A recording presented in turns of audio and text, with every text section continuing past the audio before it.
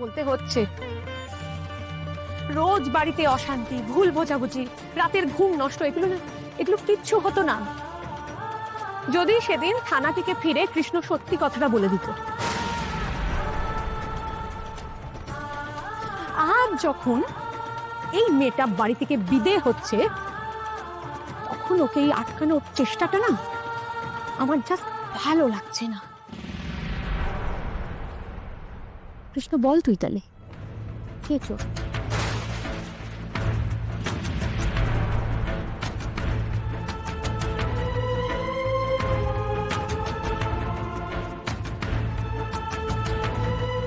মা, তুমি জানো এইসবে বিশ্বাস করি না। আমি তো করি বিশ্বাস, আর আমি এটা খুব ভালো করে জানি আমার মাথায় হাত রেখে তুই মিথ্যা কথা বলতে পারবি না।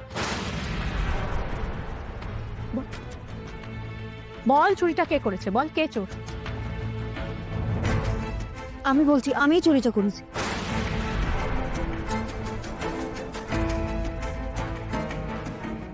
আমি চোর, আমি সত্যি বলছি, আমি চোর।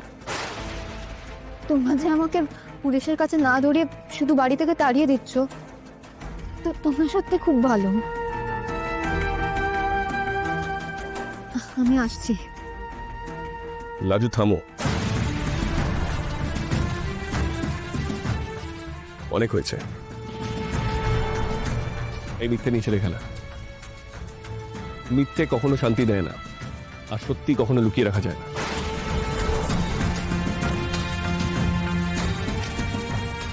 বাড়তি কথা থামা কৃষ্ণ। তাহলে চোরটা কে কৃষ্ণ?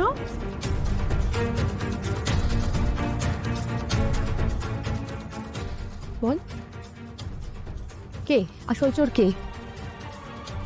আমি?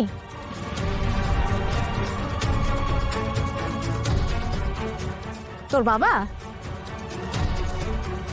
নাকি জেঠুমনি? কে? দাদা? দাদা? আচ্ছা, বৌদি ভাই? বৌদি ভাই চোর? বল বল বল আমাকে বল, আসল চোর কে? বল।